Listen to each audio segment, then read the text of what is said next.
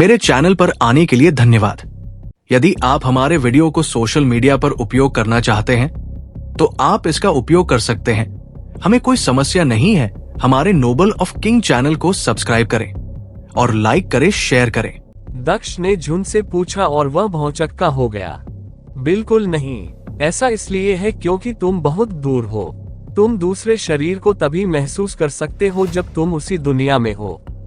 एक ही दुनिया में न रहते हुए तुम एक ही विचार साझा नहीं कर सकते। इसके अलावा दूसरी इकाई के बारे में चिंता मत करो। वह आत्मा तुम्हारी है और वह शरीर अब तुम्हारा है। बस एक स्वतंत्र तुम के बारे में सोचो जिसकी वही यादें और वही विचार हैं। जुन ने दक्ष को जवाब दिया, उसे शांत करते हुए। उन्होंने आगे कहा, केवल अंतर यह है कि इस समय से आपकी यादें अलग होंगी क्योंकि आप दोनों एक दूसरे से बहुत दूर अलग अलग जीवन जिएंगे। जब आप एक ही दुनिया में होंगे तो भविष्य में आप दोनों द्वारा बनाई गई बाकी यादें भी साझा की जाएंगी। ओह, ऐसा ही है, ये बेहतर है, दक्ष ने मुस्कुराते हुए जवाब दिया। वो समझ गया कि जुन क्या कहना चाह रही थी। अब तीसरा परीक्षण पूरा करने पर मुझे क्या इनाम मिलेगा?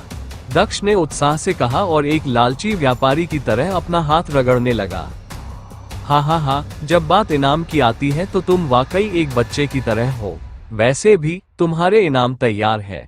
क्या तुम अपने सामने 2 दरवाजे देख रहे हो? जुन ने अपने सामने 2 दरवाजों की ओर इशारा किया।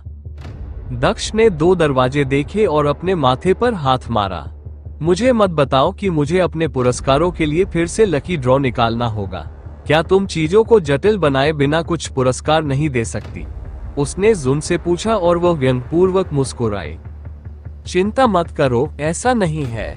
मैं तुम्हें बता सकती हूँ कि तुम्हारे सारे इनाम पहले दरवाजे के पीछे हैं। जुन ने सिर हिलाते हुए दक्ष से कहा। तो फिर दूसरे दरवाजे के बारे में क्या? दक्ष ने उलझन में पूछा। अगर सारे इनाम पहले दरवाजे के पीछे थे तो दूसरे दरवाजे के पीछे क्या था? उसने जून को संदेह से देखा। मुझे नहीं पता, मुझे सिर्फ इतना पता है कि तुम्हारे पास 2 विकल्प है। तुम पहला दरवाजा खोलकर पहला ट्रायल पूरा करने के लिए सारे इनाम पा सकती हो और दूसरा दरवाजा खोलकर खुद देख सकती हो कि उसके पीछे क्या है। जुन ने दक्ष से कहा। वह वाकई ऐसी दिख रही थी जैसे उसे कुछ पता नहीं था, लेकिन दक्ष को उस पर यकीन नहीं हुआ। ऐसा कोई तरीका नहीं था जिससे उसे पता न चले कि दूसरे दरवाजे के पीछे क्या है। आप 2 दरवाजों में से केवल एक ही खोल सकते हैं और दूसरा गायब हो जाएगा। निर्णय आपका है, उसने आगे कहा। चलो, मुझे बताओ कि दूसरे दरवाजे के पीछे क्या है।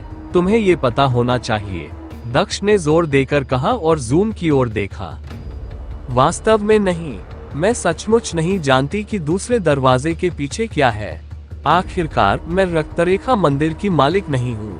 मैं केवल वही जान सकती हूँ जो रक्तरेखा मंदिर मुझे बताता है। मैं केवल इतना जानती हूँ कि पहले दरवाजे में पहले परीक्षण को पूरा करने के सभी पुरस्कार थे। जहाँ तक दूसरे दरवाजे की बात है, मुझे कुछ नहीं पता, जुन ने जवाब दिया और उसने अनजाने में अपना हाथ उठाया। तो रक्तरेखा मंदिर मुझे धोखा दे रहा है। मुझे नहीं लगता कि यह झूठ है कि पहले दरवाजे में इस परीक्षण के सभी पुरस्कार थे, लेकिन दूसरे दरवाजे में क्या है? दक्ष ने सोचा जब वो दोनों दरवाजों के करीब गया। ब्लडलाइन टेम्पल ने मुझे ये बताने का फैसला किया कि पहले दरवाजे में सभी पुरस्कार हैं, इसलिए यह विभाजित पुरस्कारों वाला लकी ड्रॉ नहीं है।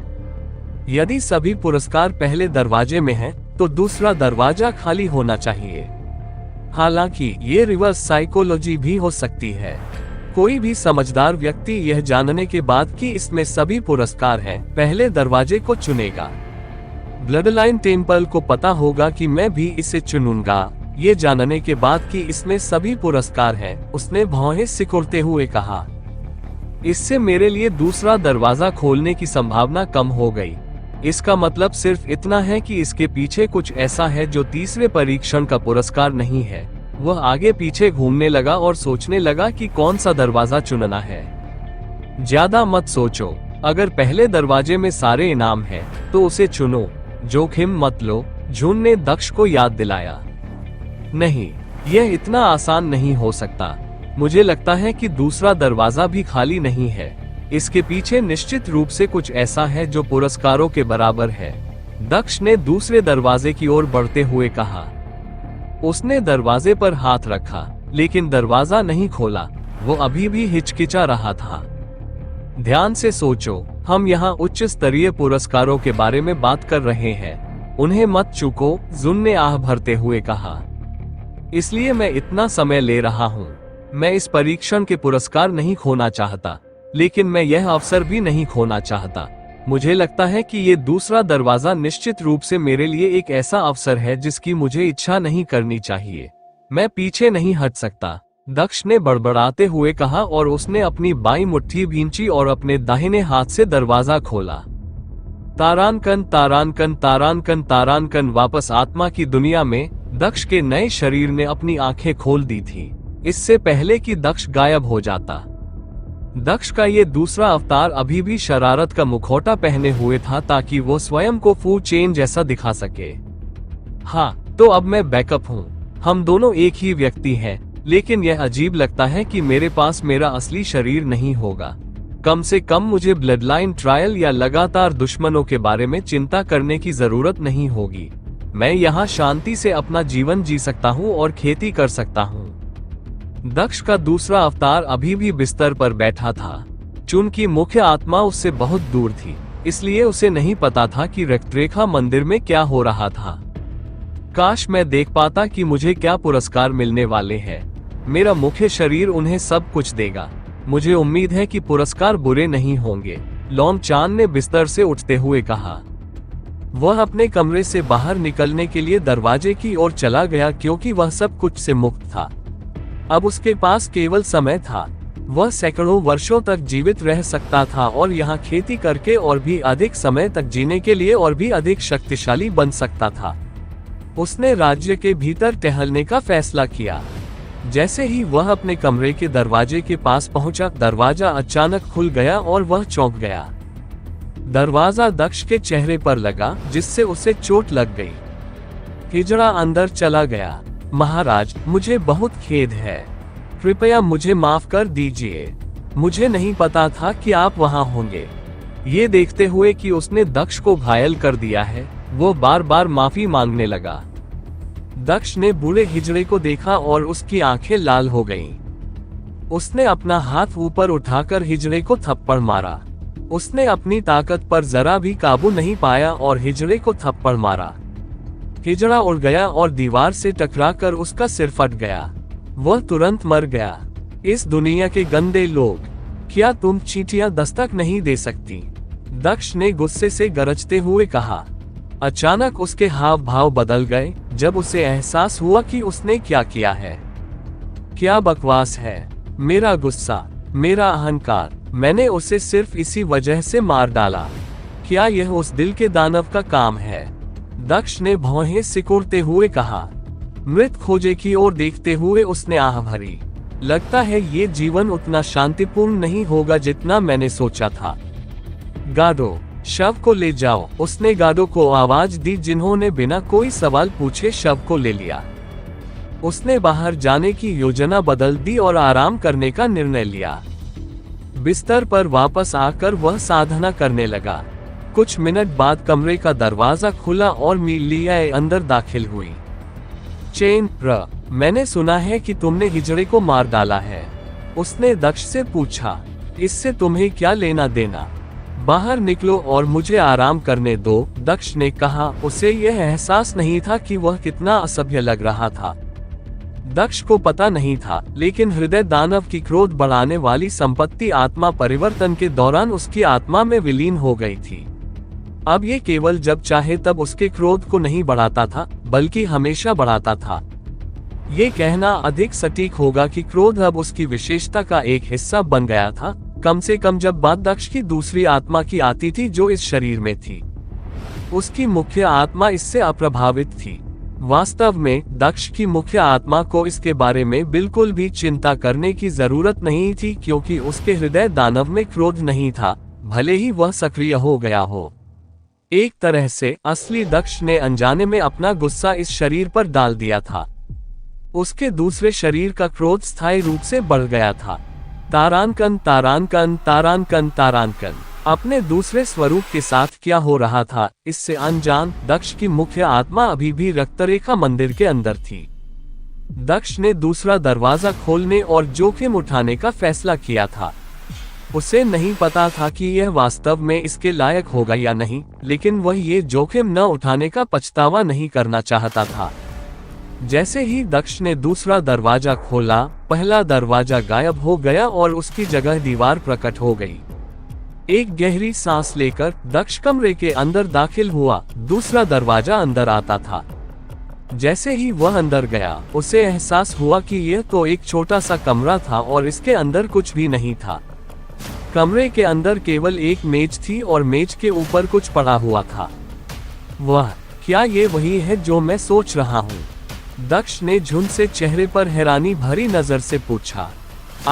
मैं समझ गई, झुन ने मुस्कुराते हुए कहा। पहले दरवाजे में तीसरे परीक्षण के सभी पुरस्कार थे, लेकिन चूंकि आपने परीक्षण इतनी जल्दी पूरा कर लिया था, इसलिए ब्लडलाइन मंदिर ने एक और उपहार चुना जो पुरस्कार नहीं माना जाता था। इसने दूसरा उपहार यहाँ रखा। मुझे कहना चाहिए, इस बार इसने मुझे आश्चर्यचकित भी किया, उसने आगे कहा। दक्ष मेज पर रखी वस्तु की ओर चला गया। यह ओब, ये वास्तव में एक लोब है ना? दक्ष ने पूछा, क्योंकि उसने टेबल के ऊपर रखे एक गोलाकार ओब को देखा था। ओब में बैंगनी से लेकर लाल तक कई रंगों का मिश्रण था।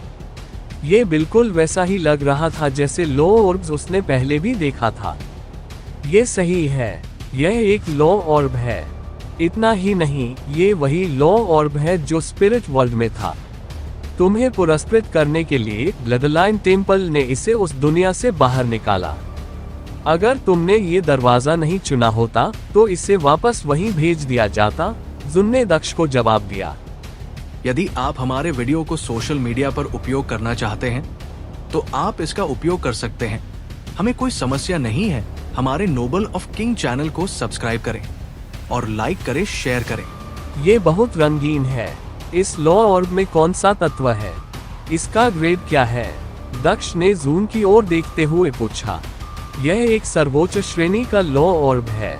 यह आपके अंतरिक्ष के कानून और अंधेरे के कानून के समान स्तर का है, जुन ने मुस्कुराते हुए दक्ष को समझाया।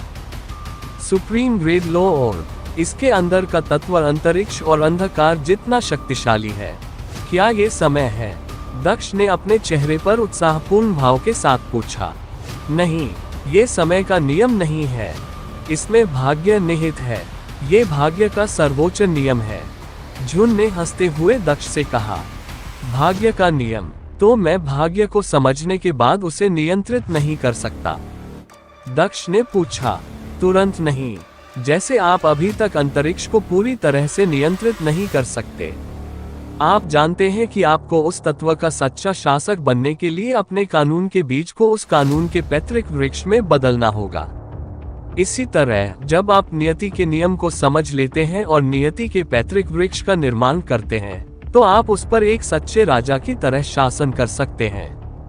आप अंततः अपने नियंत्रण में नियति पा सकते हैं, जुन ने दक्ष को बताया। अद्भुत, सचमुच अद्भुत। क्या ये सबसे शक्तिशाली कानून नहीं है? अंधकार और अंतरिक्ष के समान स्तर पर होना इसका अपमान जैसा लगता है। भाग्य को नियंत्रित करने की शक्ति, क्या यही सच्चा ईश्वर नहीं है? दक्ष ने हंसते हुए कहा। आप अभी भी अंधकार और अंतरिक्ष को कम आंक रहे हैं। यही कारण है कि ये दोनों नियम भाग्य के समान स्तर पर हैं। अभी तक कोई भी वास्तव में नहीं जानता कि वे क्या करने में सक्षम हैं।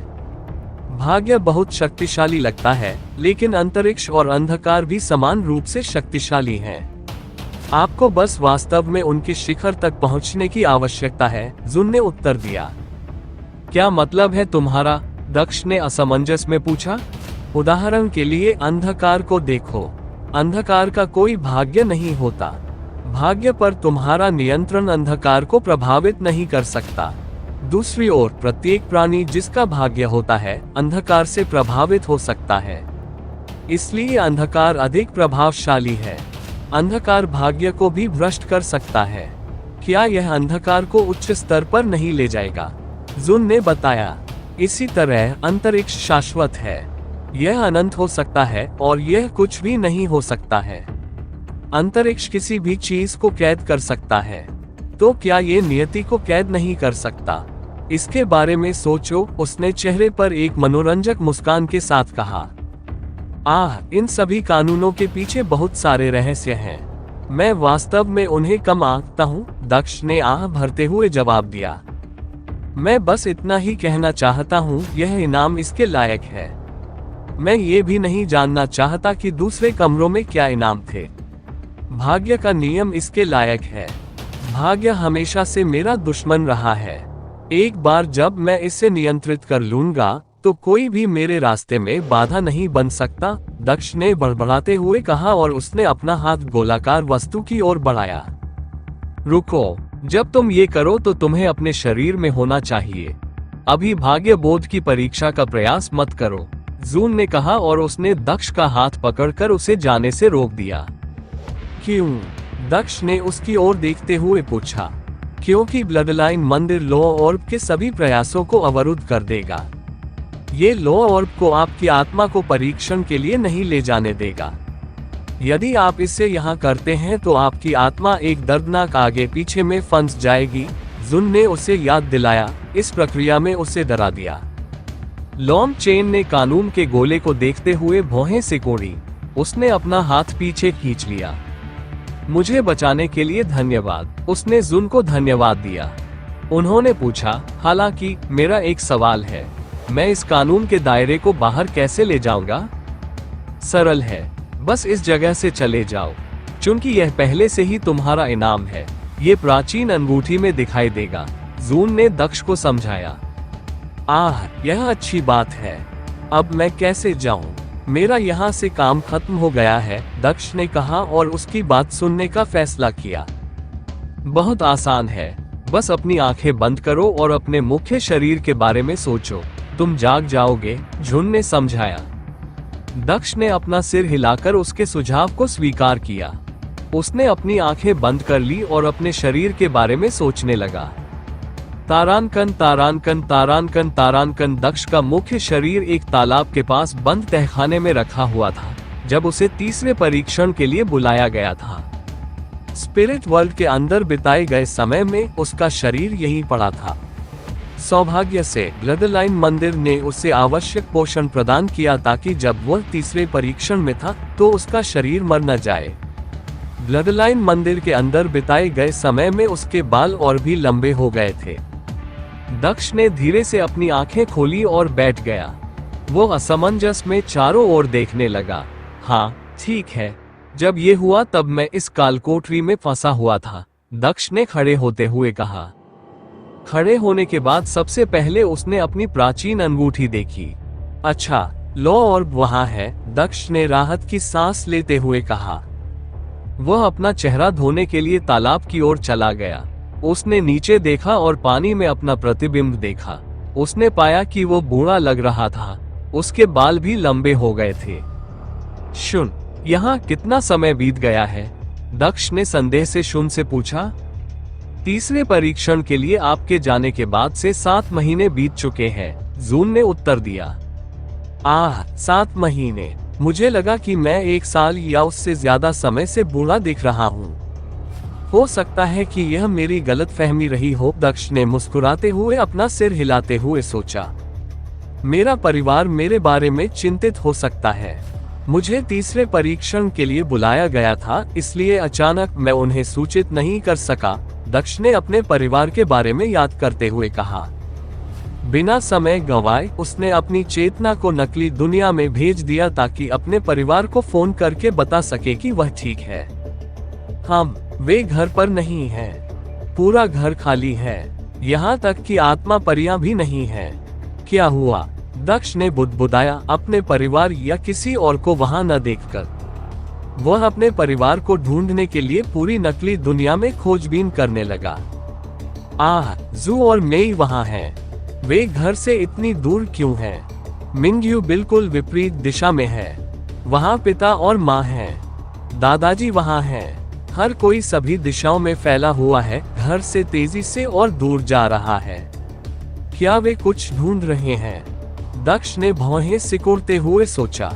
मैं खुद उनसे पूछूंगा, उन्होंने बुदबुदाते हुए कहा और सभी को नकली दुनिया से बाहर निकाला।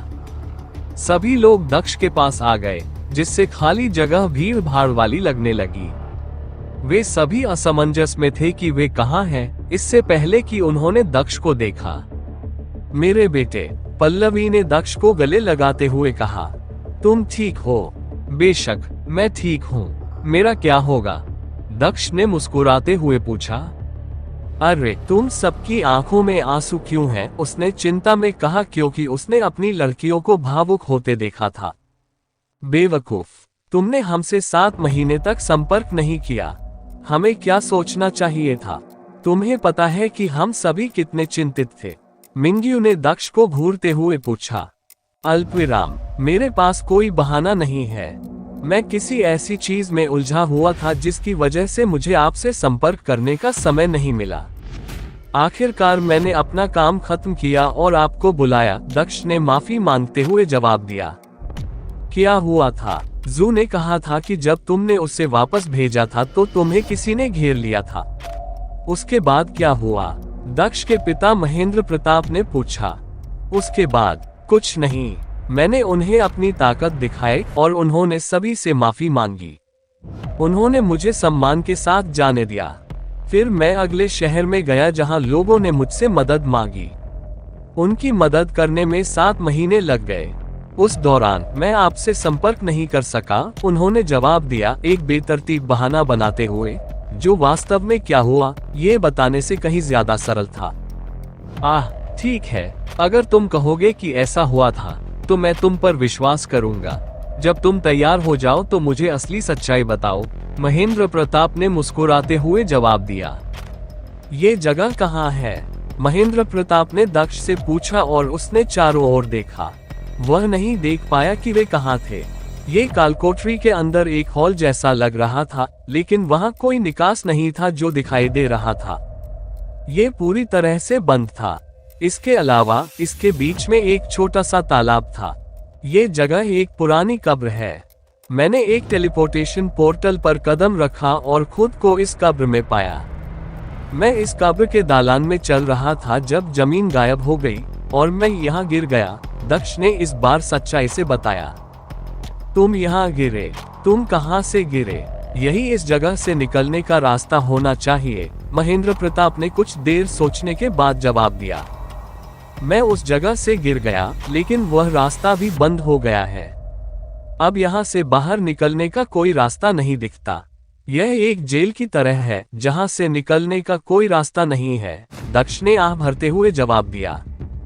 उन्होंने आगे कहा, मैं दीवारों पर हमला करने ही वाला था, उन्हें तोड़ने की कोशिश कर रहा था। वो शून्य ने अपने प्रारंभिक अवलोकन के बाद कहा, यदि आप हमला करने का प्रयास कर रहे हैं तो उस स्थान पर निशाना साधे जहां से आप गिरे थे। यदि वहां कोई खुला स्थान है जो चट्टानों से ढका हुआ है तो वह सबसे कमजोर स्थान होना चाहिए। ये बात तो सही है, दक्ष ने छत की ओर देखते हुए कहा। सभी पीछे हट जाएं। मेरे हमला करने के बाद कुछ चट्टानें गिर सकती हैं। पीछे हटे, दक्ष ने हमला करने के लिए तैयार होते हुए कहा। वो अचानक रुक गया और भौहें सिकोड़कर पीछे मुड़कर सबको देखने लगा। 1 मिनट रुको, मैंने तुम सबको बुलाया था ताकि मैं तुम सबको एक जगह इकट्ठा कर सकूं, क्योंकि तुम सब फैले हुए थे। इस सब में मैं अपना मुख्य प्रश्न पूछना भूल गया। तुम सब हर जगह क्यों फैले हुए थे? उसने पूछा। हम एक निकास द्वार की तलाश कर रहे थे, महेंद्र प्रताप ने दक्ष से कहा और गहरी सांस ली। पोर्टल से बाहर निकलना, यह क्या है? दक्ष ने पूछा। उसे समझ में नहीं आया कि उनका क्या मतलब था। प्रत्येक भंडारण दुनिया में जिसमें जीवित प्राणी रह सकते हैं, एक स्थानिक पोर्टल होता है जो आपातकालीन स्थिति में अंतरिक्ष के अंदर के लोगों को बाहर निकलने में मदद कर सकता है। हम इस दुनिया के उस पोर्टल को खोजने की कोशिश कर रहे थे ताकि हम आपकी मदद के लिए बाहर आ सकें, क्योंकि हमें लगा कि आप मुसीबत में हैं, महेंद्र प्रताप ने समझाया। ओह, मुझे नहीं लगता कि इस दुनिया में ऐसा कुछ है ना? दक्ष ने बड़बड़ाते हुए कहा। उसने पुष्टि पाने के लिए जून की ओर देखा। इस नकली दुनिया में एक निकास द्वार है, लेकिन यह उसके न होने के बराबर है, क्योंकि वे चाहे जितना भी खोज लें वहां तक नहीं पहुंच सकते। जुन ने अपना सिर हिलाते हुए उत्तर दिया। ये कहाँ है? अगर यह मौजूद है तो वे इस तक क्यों नहीं पहुंच सकते? मुझे मत बताओ कि यह आकाश में है, दक्ष ने अपने विचारों के माध्यम से झुन से पूछा। यह आकाश में नहीं है, ये गहराई में है। वह स्थानिक द्वार समुद्र की गहराई में है, 3000 मीटर पानी के नीचे। जुन ने अपना सिर हिलाते हुए दक्ष को बताया, जिससे दक्ष अचंभित हो गया। नहीं, यह मौजूद होना चाहिए। इस तरह के हर स्थान पर एक होना चाहिए। कम से कम मैंने तो यही पढ़ा है, महेंद्र प्रताप ने दक्ष को समझाया। तुम सही हो, मैं इसके बारे में भूल गया था। इस दुनिया में भी वह पोर्टल है, लेकिन वह समुद्र के अंदर है, इसलिए उसे ढूंढना लगभग असंभव है, दक्ष ने आह भरते हुए जवाब दिया। समुद्र के अंदर? अगर हम पूरी दुनिया भी खोज लेते तो भी हमें वह नहीं मिलता, दक्ष के दादाजी ने महेंद्र प्रताप की ओर देखते हुए कहा। हम वहां नहीं रह सकते। हमारे पास ये पता लगाने का कोई तरीका नहीं है कि तुम्हें कुछ हुआ है या नहीं। अगर तुम्हें हमारी जरूरत हो तो हम जा भी नहीं सकते। अगर हम रहें और तुम न रहें तो क्या फायदा? महेंद्र प्रताप ने दक्ष से पूछा, उसे घूरते हुए। नहीं, ऐसी बात नहीं है। मैं वास्तव में किसी परेशानी में नहीं हूँ। अगर मैं किसी मुसीबत में होता जहाँ मुझे आपकी मदद की जरूरत होती तो मैं आपको क्यों नहीं बुलाता? दक्ष ने मुस्कुराते हुए जवाब दिया। वास्तव में यदि आप वहीं रहें तो यह अधिक सहायक होगा। यदि मुझे आपकी आवश्यकता होगी तो मैं आपको बुला सकता हूं और हम दुश्मन को झटका दे सकते हैं। यदि आप हर समय मेरे साथ रहेंगे तो आश्चर्य का कोई तत्व नहीं होगा। साथ ही संख्या में शक्ति होती है, लेकिन कभी कभी वे कमजोरियां भी बन सकती हैं, उन्होंने आगे कहा। अल्पविराम, मैं झूठ नहीं बोल रहा हूँ। अगर मैं मुसीबत में हूँ और मुझे तुम्हारी जरूरत है तो मैं तुम्हें बाहर बुलाने में संकोच नहीं करूँगा। बस इतना भरोसा रखो, मैं कम से कम तुम्हें बताए बिना नहीं मरूंगा। जिस दिन मैं मरूंगा, अगर वह दिन सचमुच आएगा तो तुम्हारे साथ ही मरूंगा, दक्ष ने मासूमियत से मुस्कुराते हुए जवाब दिया। ठीक है, हम वहीं रहेंगे, महेंद्र प्रताप ने आह भरते हुए कहा। लेकिन मैं तब तक नहीं जाऊंगा जब तक आप यहाँ से जाने का कोई रास्ता नहीं खोज लेते, उन्होंने आगे कहा। जब मैं हमला करूंगा तो छत से पत्थर गिरेंगे। हमारे यहाँ जितने कम लोग होंगे उतना अच्छा है। पिताजी, आप पीछे रह सकते हैं, बाकी लोगों को अभी वापस आना चाहिए, दक्ष ने सिर हिलाते हुए कहा। लेकिन नहीं, लेकिन दादाजी, यह आपकी सुरक्षा के लिए है। जब तक मैं इसे प्राप्त नहीं कर लेता, पिताजी मेरे साथ हैं। वे मेरा ख्याल रखेंगे। आप सभी ने पोर्टल के लिए दूर दूर तक खोज की। मैं आपको वापस घर भेज दूंगा ताकि आप आराम कर सकें। तेज प्रताप ने बोलने की कोशिश की, लेकिन दक्ष ने उसकी बात बीच में ही रोक दी। ठीक है जुन, मेरे पोते का ख्याल रखना। तेज प्रताप वापस जाने के लिए सहमत हो गया, लेकिन वह महेंद्र प्रताप को सावधान रहने की याद दिलाना नहीं भूला। पिताजी, वह मेरा भी बेटा है। आप निश्चिंत होकर वापस जा सकते हैं, महेंद्र प्रताप ने तेज प्रताप को विश्वास दिलाते हुए कहा। दक्ष ने सभी को छुआ और वापस भेज दिया, जब तक कि केवल उसकी माँ और उसकी लड़कियां ही वहां नहीं रह गईं। जू का तुम्हारे साथ एक सप्ताह अभी खत्म नहीं हुआ है। तुम उसे अपने साथ क्यों नहीं रखते ताकि उसका एक सप्ताह खत्म हो जाए और हमारी बारी आ जाए? जिकिंग ने दक्ष से धीरता से कहा। मुझे याद है, जब मैं बाहर आऊंगा तो फिर से यही करूंगा, दक्ष ने जवाब दिया और उसने जिकिंग के गालों को धीरे से छूते हुए उससे वापस भेज दिया। वह बाकी लोगों के पास गया और उन्हें वापस भेज दिया, जब तक कि केवल जू और उसकी माँ ही पीछे नहीं रह गए। जब मैं ये जगह छोड़ूंगा तो तुम्हें फोन करूंगा, दक्ष ने उसके सिर को सहलाते हुए कहा। अल्पविराम, उसने उसे भी वापस भेज दिया। माँ, आपको परेशान करने के लिए मुझे खेद है। मैं फिर से इतने लंबे समय के लिए गायब नहीं होऊंगा, उसने पल्लवी से माफी मांगी और उसे वापस भेज दिया। ठीक है पिताजी, आप पीछे हट जाए। आपके सिद्धांत को परखने का समय आ गया है, दक्ष ने अपने पिता को छोड़कर सभी को वापस भेजने के बाद कहा। लांग जुन पीछे आ गया। अपने मार्शल कौशल का उपयोग करते हुए दक्ष ने अपनी क्यूई का उपयोग करके एक धनुष बनाया। उसने अपने दाहिने हाथ का उपयोग करके एक तीर भी बनाया। धनुष पर तीर चढ़ाकर उसने उस स्थान पर छत की ओर निशाना साधा जहां से वह गिरा था। उसने उस स्थान की ओर तीर चलाया। क्यूई से बना तीर पृथ्वी स्तर के हथियार जितना शक्तिशाली था। वह बिजली की तरह उड़ा और छत से टकराया। उसे उम्मीद थी कि पत्थर गिरेंगे या कम से कम छत पर गड्ढा बन जाएगा, लेकिन ऐसा कुछ नहीं हुआ। ऐसा लग रहा था जैसे लकड़ी के तीर में धातु का दरवाजा लगा हो जो एक खरोंच भी नहीं छोड़ता। इससे कुछ नहीं हुआ। मुझे नहीं लगता कि यह कमजोरी है। अगर यह कमजोरी है तो मैं मजबूत बिंदुओं के बारे में सोचना भी नहीं चाहता, दक्ष ने भौहें सिकुड़ते हुए कहा। चट्टानें बहुत मजबूत हैं। उस हमले से कोई भी सामान्य चट्टान टूट जानी चाहिए थी, लेकिन एक खरोंच तक नहीं आई। यह कोई सामान्य जगह नहीं है, महेंद्र प्रताप ने छत की ओर देखते हुए कहा। दीवार की ओर बढ़ते हुए उसने कहा, बाहर निकलने का कोई रास्ता होना चाहिए। ऐसा नहीं हो सकता। वह आगे बढ़ते हुए दीवारों को देखने लगा और कुछ ऐसा खोजने की कोशिश कर रहा था जिससे उन्हें मदद मिल सके। ऐसा लगता है कि तुम्हारे पिता को इन चीजों से निपटने का कुछ अनुभव है। क्या तुम उनकी मदद नहीं करना चाहते? जुन ने तालाब के सामने बैठे दक्ष से कहा। उसे दीवारें जांचने दो। अगर कुछ होगा तो वह उसे ढूंढ लेगा। मुझे इस तालाब में ज्यादा दिलचस्पी है, दक्ष ने पानी को देखते हुए कहा। क्यों? जुन ने पूछा। मुझे नहीं पता, मुझे बस एक एहसास है। दीवारें और बाकी सब कुछ हमारी आंखों के सामने है, इसलिए अगर इस जगह को लोगों के लिए निकलना मुश्किल बनाने के लिए बनाया गया है तो इसे मजबूत बनाया जाना चाहिए। एकमात्र जगह जो यहाँ दिखाई नहीं दे रही है वह है इस तालाब का तल, दक्ष ने बड़बड़ाते हुए कहा। अल्पविराम। पानी तो बिल्कुल साफ है, लेकिन मैं इस तालाब का तल नहीं देख पा रहा हूँ। मुझे अंदर जाना होगा, उसने खड़े होते हुए कहा।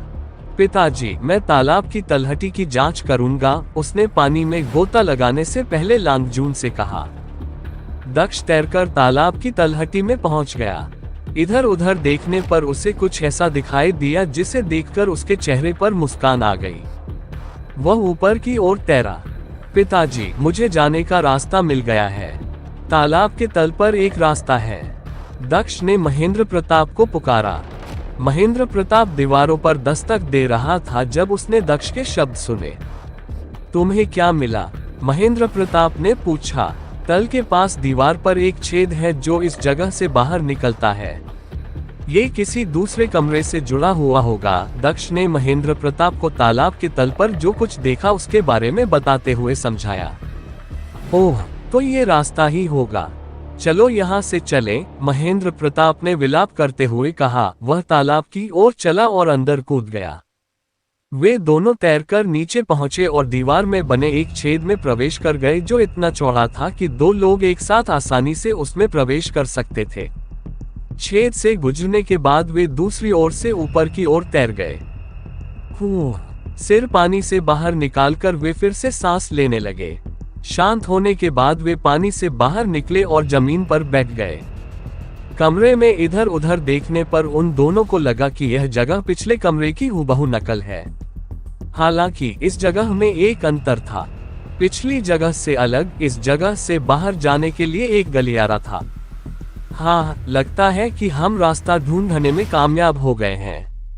जब तक ये गलियारा किसी जाल की ओर नहीं ले जाता, हमें कोई रास्ता ढूंढ लेना चाहिए। अब तुम भी वापस जा सकते हो। आराम करो, मैं बाकी रास्ता तय करूंगा, दक्ष ने दालान की ओर देखते हुए महेंद्र प्रताप से कहा। उसे विश्वास था कि दालान में जाल हो सकते हैं। चूंकि महेंद्र प्रताप सिर्फ एक स्वर्ण क्षेत्र का साधक था, इसलिए वह नहीं चाहता था कि वह वहां जाकर जोखिम उठाए। एक आकाश क्षेत्र साधक के रूप में दक्ष का मानना था कि महेंद्र प्रताप के बिना वह ज्यादा सुरक्षित रहेगा। मैंने तुमसे कहा था कि जब तक तुम यहाँ से नहीं निकल जाते मैं यहीं रहूंगा। हम साथ साथ जा रहे हैं, महेंद्र प्रताप ने खड़े होते हुए कहा।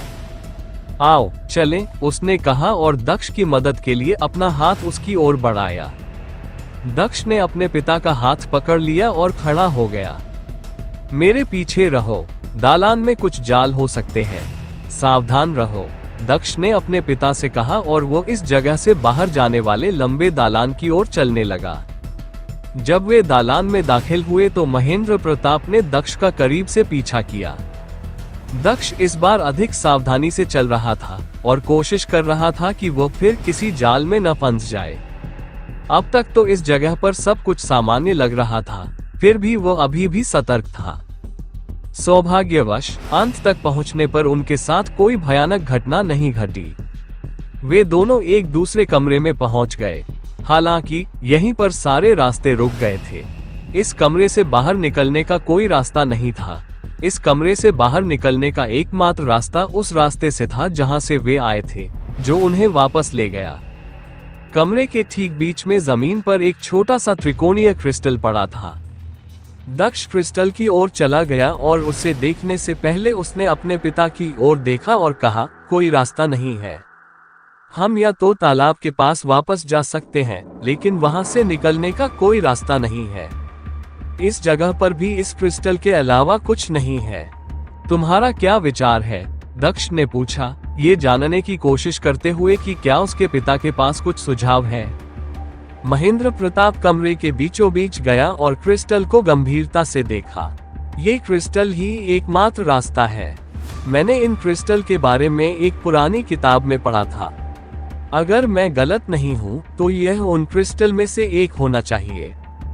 हाँ ठीक है, मैं भूल गया था कि तुम मुझसे ज्यादा किताबें पढ़ने में रुचि रखती हो, दक्ष ने मुस्कुराते हुए कहा। तो फिर आपके अनुसार यह क्रिस्टल क्या है? उसने लांगजून से पूछा। महेंद्र प्रताप ने दक्ष को देखा और समझाना शुरू किया। प्राचीन समय में लोग कई कारणों से ये कब्रें बनाते थे। कुछ लोग मरने के बाद अपने शवों को रखने के लिए ये कब्रें बनाते थे, जबकि अन्य लोग अपने खजाने को छिपाने के लिए ये कब्रें बनाते थे। कुछ लोग तो कब्रों को जाल या मनोरंजन के रूप में भी बनाते थे। कब्रों में एक ही बात समान थी कि वे हमेशा कब्र से बाहर निकलने का रास्ता छोड़ते थे। कब्र से बाहर निकलने का सबसे आम तरीका निकास क्रिस्टल के माध्यम से था। ये क्रिस्टल लंबी दूरी के टेलीपोर्टेशन क्रिस्टल की तरह थे, जो कब्र के बाहर लोगों को टेलीपोर्ट कर सकते थे। कुछ क्रिस्टल इतने शक्तिशाली थे। यदि आप हमारे वीडियो को सोशल मीडिया पर उपयोग करना चाहते हैं तो आप इसका उपयोग कर सकते हैं। हमें कोई समस्या नहीं है। हमारे नोबल ऑफ किंग चैनल को सब्सक्राइब करें और लाइक करें, शेयर करें। कि वे कब्र से बहुत दूर लोगों को भी टेलीपोर्ट कर सकते थे। इतना दूर की कब्र और व्यक्ति एक दूसरे से आधी दुनिया की दूरी पर होते थे। उन्होंने जवाब दिया, जब तक यह मुझे इस जगह से बाहर निकाल देता है, मुझे परवाह नहीं कि यह मुझे कहां फेंक देगा, दक्ष ने मुस्कुराते हुए कहा। अब जब मेरे पास रास्ता है तो आप वापस जा सकते हैं। मैं नहीं चाहता कि मेरे बाद आप इसे छुएं और मुझसे बहुत दूर दुनिया के किसी दूसरे हिस्से में फेंक दिए जाएं। उसने अपने पिता की ओर हाथ बढ़ाते हुए कहा। हाँ, ऐसा हो सकता है, महेंद्र प्रताप ने अपने बेटे के हाथ को छूते हुए कहा। जब तुम सफलतापूर्वक बाहर आ जाओ तो मुझे बुला लेना, ताकि मुझे चिंता न हो, महेंद्र प्रताप ने अपने बेटे के हाथ को छूते हुए कहा। दक्ष ने उसे वापस उनके घर के अंदर की नकली दुनिया में भेज दिया। मैं जब जाऊंगा तो तुम्हें बाहर बुला लूंगा। जुन, क्या वो सही था? दक्ष ने अपने पिता को वापस भेजने के बाद जुन से पूछा। हाँ, वो सही कह रहा है। इस जगह से जाने का यही तरीका है। इस नीच दुनिया के व्यक्ति के लिए आपके पिता काफी ज्ञानी है, जुन ने मुस्कुराते हुए दक्ष से कहा। मुझे आश्चर्य है कि मुझे पहले निकल जाना चाहिए या पहले डेस्टिनी ऑफ को समझना चाहिए। आखिरकार ये जगह काफी सुरक्षित है, दक्ष ने भौहें सिकोड़ते हुए कहा। जो भी हो, मैं ये काम बाहर भी कर सकता हूँ। मैं इस जेल में अब और नहीं रहना चाहता, उसने क्रिस्टल को छूते हुए कहा। जैसे ही प्रकाश ने दक्ष को चारों ओर से घेर लिया, त्रिकोणीय क्रिस्टल चमकने लगा। कुछ पल के लिए सब कुछ सफेद हो गया।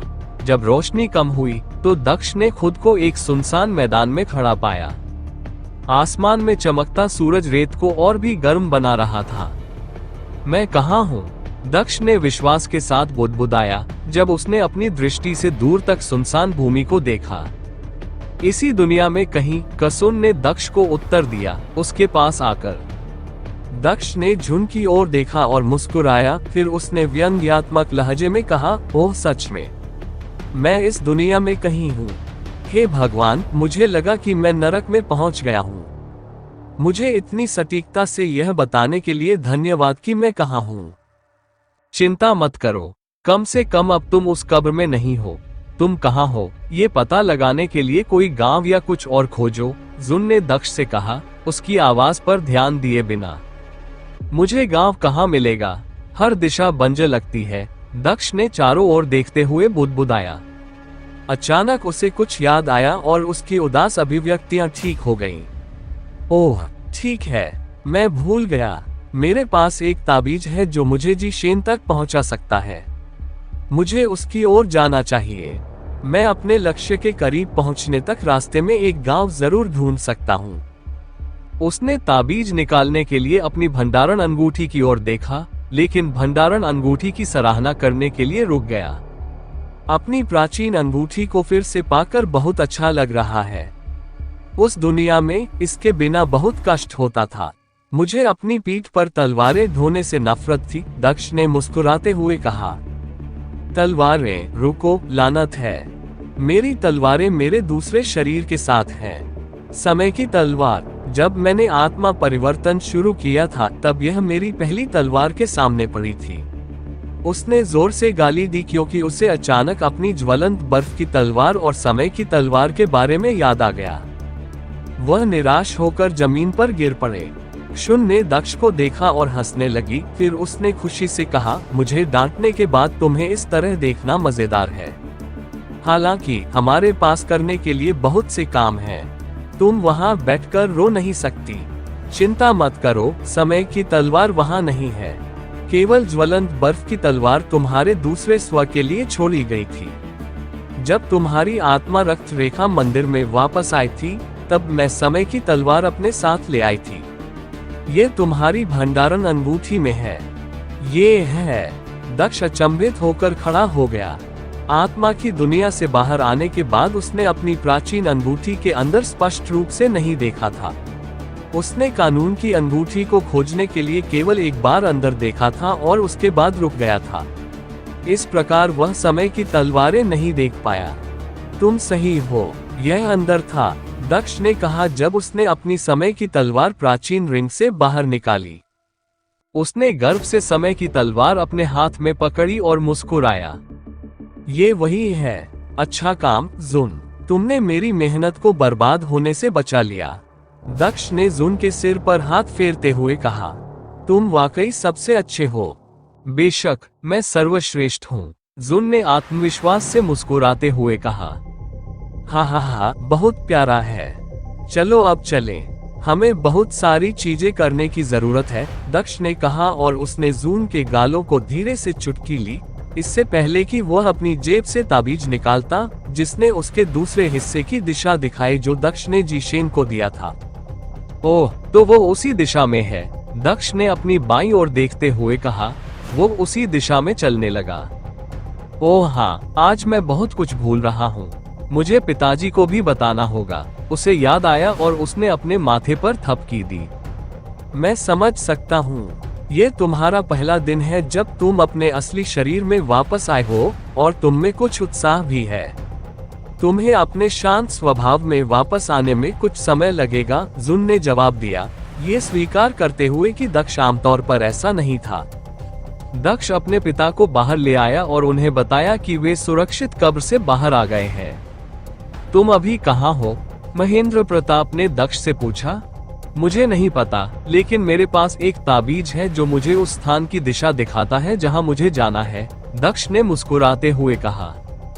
लांगजुन ने सिर हिलाया और फिर जवाब दिया, यह अच्छी बात है, जब तक तुम खो नहीं गए हो तब तक यह अच्छा है। ठीक है, तुम आराम कर सकते हो और घर पर वापस जाकर खेती कर सकते हो। बाकी सभी को बता दो कि मैं भी बाहर हूँ। मैं जू को एक सप्ताह के लिए मेरे साथ बुला लूंगा, दक्ष ने महेंद्र प्रताप को वापस छोड़ते हुए कहा। उसे वापस भेजने के बाद उसने जू को बुलाया। मुझे खेद है कि मुझे पिछली बार हमारी सैर स्थगित करनी पड़ी थी। इस बार कोई हमें परेशान नहीं करेगा, दक्ष ने धीरे से कहा और उसने जून का हाथ पकड़ लिया। अल्पविराम। उसने अपने सभी जानवरों को बुलाया और उन्हें बताया कि वह वापस आ गया है। उसने पिछले 7 महीनों में अपने किसी भी जानवर को नहीं देखा था, इसलिए वह उन्हें एक बार देखना चाहता था। वह इस बात से इनकार नहीं कर सकता था कि वह उन्हें बहुत याद करता था। वो अपने सभी जानवरों को पशु क्षेत्र से बाहर ले आया।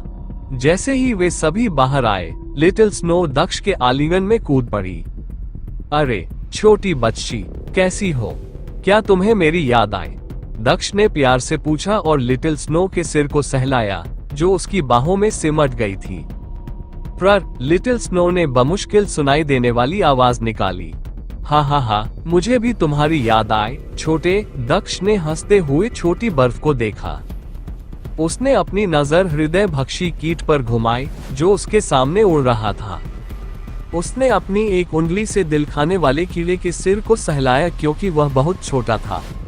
अरे कैटी, अगर मैं गलत नहीं हूँ तो तुम बड़ी हो गई हो। तुम्हारे पंख भी बड़े हो गए हैं। अब तुम बहुत ज्यादा शक्तिशाली दिखती हो।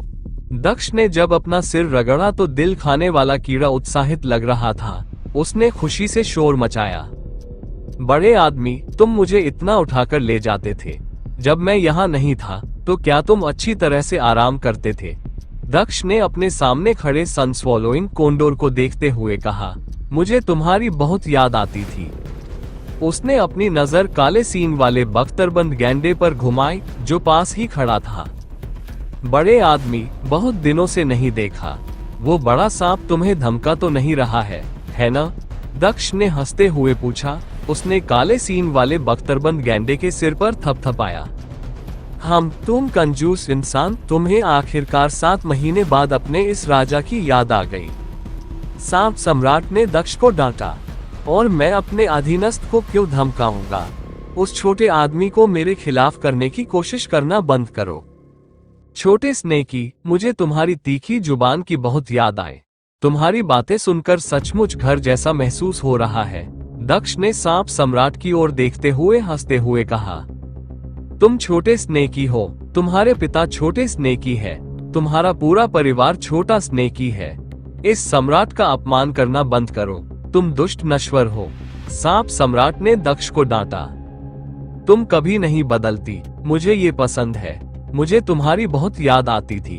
दक्ष ने हंसते हुए कहा, मुझे भी तुम्हारी याद आती है छोटे मानव। सांप सम्राट ने उत्तर दिया। ओरियन कहाँ है? दक्ष ने असमंजस में बड़बड़ाया।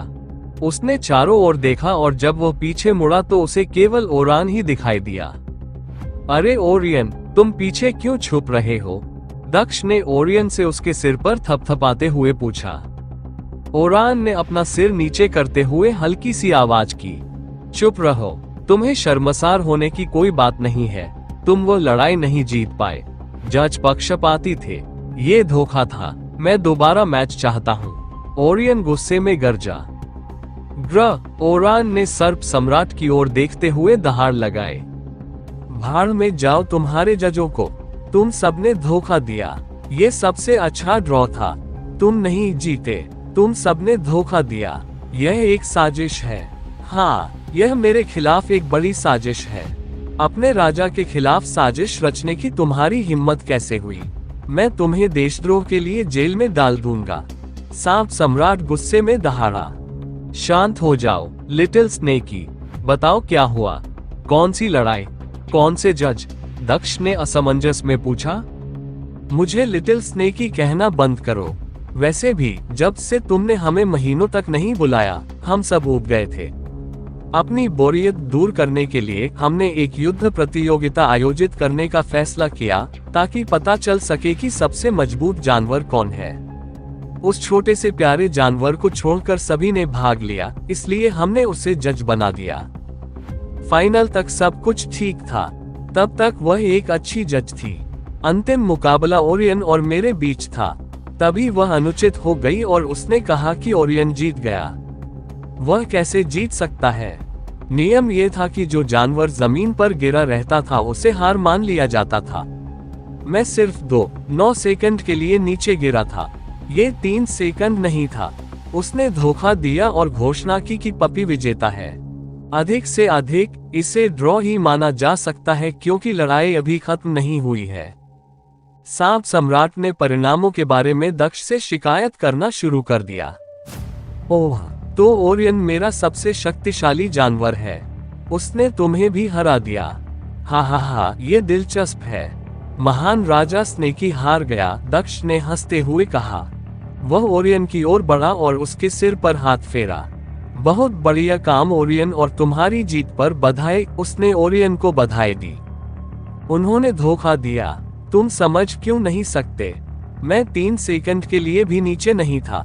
वे सब झूठ बोल रहे हैं। जज ने अन्याय किया है। मैं विरोध करता हूँ। मैं भूख हड़ताल करूंगा। जज ने अन्याय किया है। मैं फिर से मैच चाहता हूँ। सांप सम्राट ने हार न मानते हुए कहा। बड़े भाई, दूसरे नंबर पर होना भी बुरा नहीं है। जहां तक अनुचित जज की बात है तो तुम दोनों लिटिल स्नो के भाई हो। दक्ष ने आह भरते हुए सांप सम्राट से कहा। अल्पविराम, मुझे नहीं लगता कि वह आप में से किसी के प्रति निष्पक्ष होगी। मुझे पता है कि कभी कभी हार स्वीकार करना मुश्किल होता है। हालांकि जज का फैसला अंतिम होता है। आप इसे बदल नहीं सकते। कड़ी मेहनत करें और मजबूत बने ताकि आप अगले ऐसे टूर्नामेंट में जीत सकें, दक्ष ने मुस्कुराते हुए कहा। अगर मैं कड़ी मेहनत भी करूं तो भी जज फिर से धोखा देगा। खैर, मैं शिकायत नहीं करूंगा। मैं एक बुद्धिमान राजा हूं। मैं अपने अधीनस्थों की गलतियों को माफ कर देता हूं, सांप सम्राट ने सूंघते हुए उत्तर दिया। एक बुद्धिमान व्यक्ति की तरह बात की। अच्छा, दक्ष ने मुस्कुराते हुए कहा। ठीक है दोस्तों, आपसे फिर से मिलकर बहुत अच्छा लगा। मैं आपसे फिर से मिलकर बहुत खुश हूँ। कहीं फंस जाने के कारण मैं बाहर से किसी को फोन नहीं कर पाया। अब जब हम वापस आ गए हैं तो हम अक्सर मिलते रहेंगे, उसने खुशी से कहा और सभी की तरफ देखा। सर्प सम्राट को छोड़कर उसके सभी जानवर खुशी से झूम उठे। हंस, ये राजा अपने अधीनस्थ को वापस पाकर बहुत खुश है। इस तरह फिर से गायब मत होना, सांप सम्राट ने झुंझलाते हुए कहा। मुझे उम्मीद है कि मैं ऐसा नहीं करूंगा, दक्ष ने कहा, हालांकि उसे खुद भी यकीन नहीं था। तो हम कहाँ जा रहे हैं? मुझे दोबारा तुम्हें उठाकर ले जाने के लिए मत कहना, सर्प सम्राट ने नाक भान सिकोड़ते हुए कहा, क्योंकि उसने अपने आसपास का वातावरण पूरी तरह से खाली पाया। मुझे नहीं पता कि मैं कहाँ हूँ। वैसे भी मैं तुम्हें हमें ले जाने के लिए नहीं कहूँगा। मैं यात्रा करते समय ओरियन के साथ कुछ समय बिताने के बारे में सोच रहा था, क्योंकि मैं लंबे समय से ऐसा नहीं कर पाया हूँ, दक्ष ने अपना सिर हिलाते हुए जवाब दिया। ओह ठीक है, आप में से अधिकांश लोग उससे नहीं मिले हैं। वह जू है, वह मेरी पत्नी है। उसने जू को अपने जानवरों से मिलवाया। जैसे ही जू ने सुना दक्ष ने उसे अपनी पत्नी के रूप में पेश किया, उसका चेहरा लाल हो गया। उसने अपना चेहरा नीचे कर लिया। दक्ष ने महसूस किया कि उसकी पकड़ उसके हाथ पर कस गई है। उसने उसकी तरफ देखा। जू, ये सब मेरे जानवर हैं। अल्पविराम, उसने एक एक करके अपने जानवरों का परिचय देना शुरू किया। वे सभी बहुत प्यारे हैं, खासकर यह छोटा सा बच्चा, जू ने प्यार से कहा, और वह दक्ष के और भी करीब चली गई और लिटिल स्नो के सिर को सहलाने लगी, जो आराम से सो रहा था। हाँ, वे सभी प्यारे हैं, दक्ष ने जवाब दिया, और फिर उसने सांप सम्राट पर एक नजर डाली। एक को छोड़कर सांप सम्राट ने इस ताने को देखा। उसने गर्व से उत्तर दिया, तुम्हारा क्या मतलब है? तुमने मेरी ओर देखते हुए ऐसा क्यों कहा? क्या मैं सुंदर नहीं हूँ? तुम्हें पता नहीं है, युवा लड़कियां मेरे साथ रहने के लिए मरती हैं और बूढ़ी लड़कियां मेरे साथ रहने के लिए भीख मांगती हैं। यहाँ तक कि स्वर्ग की राजकुमारी भी इस सुंदर सम्राट के आकर्षण से अछूती नहीं है। मैंने तुम्हारे बारे में कुछ नहीं कहा, छोटे स्नेकी। वैसे भी तुम सभी से फिर से मिलकर अच्छा लगा। मुझे ये देखकर खुशी हुई कि तुम सभी मजबूत हो रहे हो। जानवरों के क्षेत्र की दुर्लभ जड़ी बूटियां तुम लोगों के लिए बहुत अच्छा काम कर रही हैं। अच्छा काम है, दक्ष ने अपने सभी जानवरों की ताकत को देखते हुए कहा। वह देख सकता था कि उसके सभी जानवर उस समय से ज्यादा मजबूत थे जब उसने उन्हें आखिरी बार देखा था। ठीक है, आप लोग जाकर आराम कर सकते हैं। ओरियन इस यात्रा में हमारे साथ रहेगा, उसने अपनी बात जारी रखी और फिर ओरियन और लिटिल स्नो को छोड़कर अपने सभी जानवरों को वापस भेज दिया। छोटी बच्ची, तुम्हें भी नींद आ रही है, घर पर आराम करो, उसने लिटिल स्नो के सिर पर थपथपाते हुए कहा, जो नींद में दिख रही थी। उसने उसे वापस भेज दिया। लिटिल स्नो को वापस भेजने के बाद उसने ओरियन की ओर देखा। बड़े आदमी, चलो इसे पुराने दिनों की तरह बनाते हैं। मुझे देखने दो कि तुम इतने समय में कितने तेज हो गए हो। वह बहुत लंबा हो गया है, मुझे तुम्हारी मदद करने दो, दक्ष ने कहा। उसे एहसास हुआ कि जू को अपनी ऊंचाई के कारण ओरियन पर चढ़ने में कठिनाई होगी। वह उसके पीछे चला गया और उसकी पतली कमर के चारों ओर हाथ रखकर उसे ऐसे उठाया जैसे वह कोई गुड़िया हो। उसने जू को ओरियन की पीठ पर बिठाया और फिर खुद उसके पीछे चढ़ गया।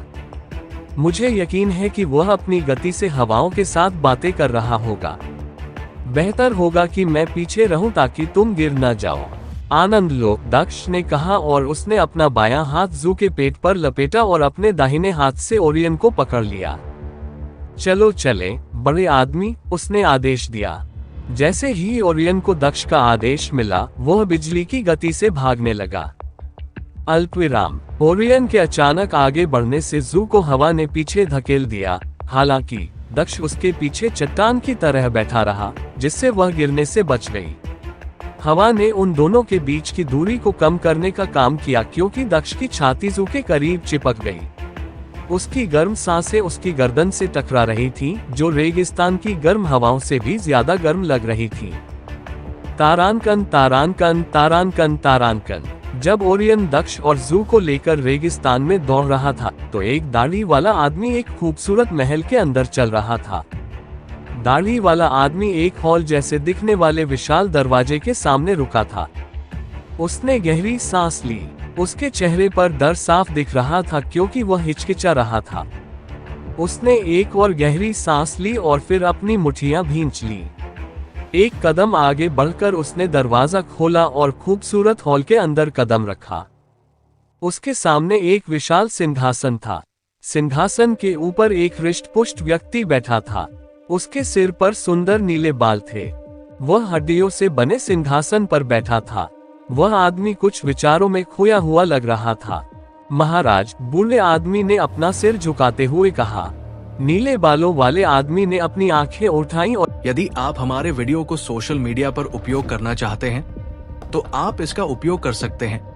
हमें कोई समस्या नहीं है। हमारे नोबल ऑफ किंग चैनल को सब्सक्राइब करें और लाइक करें, शेयर करें। और बूढ़े आदमी की ओर देखा। मुझे नए देव जानवर की आभा महसूस हुई। हमने विशेष रूप से उन वस्तुओं को प्रत्येक ग्रह पर रखा था ताकि उस जानवर को ढूंढा जा सके। मुझे बताओ कि यह काम कर गया। मुझे उस जानवर का स्थान बताओ ताकि मैं अपने ड्रैगन जनरलों को उसे यहाँ लाने के लिए भेज सकूं। महाराज, क्या हुआ? मुझे मत कहना कि तुम असफल हो गए। तुम्हें पता है लोग मुझे कैसे देखेंगे। ड्रैगन राजा, देव जानवरों में सबसे शक्तिशाली, अपने आदमियों को सभी ग्रहों पर भेजने के बावजूद वह नहीं पा सका जो वह चाहता था। क्या तुम मुझे ये कहने की हिम्मत नहीं कर सकते कि तुम उसे नहीं पा सके? ड्रैगन राजा ने बूढ़े आदमी को अपनी बात पूरी करने दिए बिना गरजते हुए कहा। महाराज, मुझे नहीं पता कि कैसे, लेकिन हमने जो भी गोले रखे हैं उनमें से किसी में भी जानवर का संकेत नहीं है। यह नया देव जानवर उन ग्रहों में से किसी में भी नहीं है जहां हमने उन्हें रखा था। बूढ़े आदमी ने अपने शब्दों को समाप्त करने से पहले फिर से डर के मारे अपना सिर नीचे कर लिया। क्या वह भगवान जानवर दिखाई देता है, लेकिन वह उन ग्रहों में से किसी में नहीं है जहां हमने उन वस्तुओं को रखा था। ड्रैगन राजा ने खड़े होते हुए कहा। हाँ, वह किसी भी ग्रह पर नहीं है, बूढ़े आदमी ने जवाब दिया। अल्पविराम, ये कैसे हो सकता है? हमने अपने लोगों को इस दुनिया के सभी क्षेत्रों और ग्रहों में गोले रखने के लिए भेजा है। अगर वह जानवर वहां दिखाई नहीं दे रहा है तो वह कहां दिखाई दे रहा है? क्या वह अंतरिक्ष के खालीपन में दिखाई देता है जहां कोई नहीं रहता है? ये कैसे हो सकता है? आखिर यह प्राणी कहां है? ड्रैगन राजा ने चौंकते हुए कहा। ऐसा ही लगता है, वह अंतरिक्ष में तैर रहा होगा, किसी भी जीवन रूप से बहुत दूर, बूढ़े आदमी ने उत्तर दिया। ये बकवास बंद करो, मुझे परवाह नहीं है कि वह आसमान में है या जमीन में। मैं चाहता हूं कि उसे किसी भी कीमत पर ढूंढा जाए। उसे किसी भी कीमत पर ढूंढो। अगर वह जल्दी नहीं मिला तो मैं तुम सभी के सिर को प्लेस के सामने एक भाले पर लटका दूंगा। ड्रैगन राजा ने गरजते हुए कहा। उसकी आवाज इतनी शक्तिशाली थी कि वह उस आदमी को पीछे धकेलने के लिए पर्याप्त थी। बूढ़ा आदमी एक असहाय गुड़िया की तरह पीछे की ओर उड़ा और दीवार से टकरा गया। बूढ़े आदमी ने खड़े होने के लिए संघर्ष करते हुए कहा, मैं उसे ढूंढ लूंगा। मैं वादा करता हूं। वह अपने माथे से पसीना पोंछने की भी हिम्मत न जुटा सका और हॉल से बाहर चला गया। तुम कहां हो? तुम क्यों छुप रहे हो? ड्रैगन राजा ने सिंहासन पर वापस बैठते हुए कहा।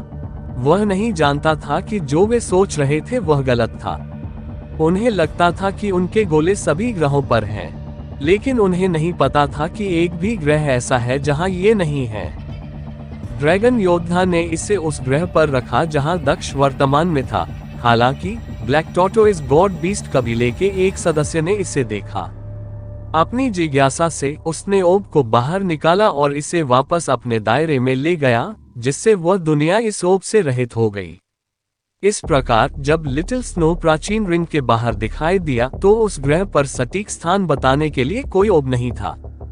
ड्रैगन किंग को इस बात का कोई अंदाजा नहीं था।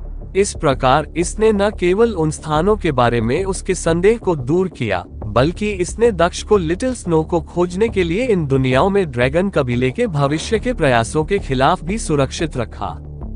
अल्पविराम। तारानकन तारानकन तारानकन तारानकन। एक छोटे से गांव में जूलियांग दूर के तालाब से पानी की बाल्टी लेकर आ रहा था।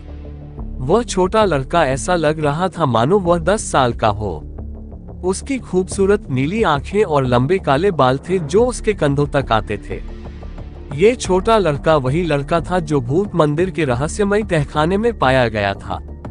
जब उसने रेनबो फीनिक्स की मूर्ति को छुआ था तो उसे उस जगह से टेलीपोर्ट कर दिया गया था। मूर्ति को छूते ही वह टूट गई, जिससे वह उस कालकोठरी से बहुत दूर चला गया। यह उसे एक बंजर रेगिस्तान में ले गया जहां उस युवा लड़के की मुलाकात ब्लैक टॉर्टोइस गॉड बीस्ट कबीले के युवा राजकुमार से हुई।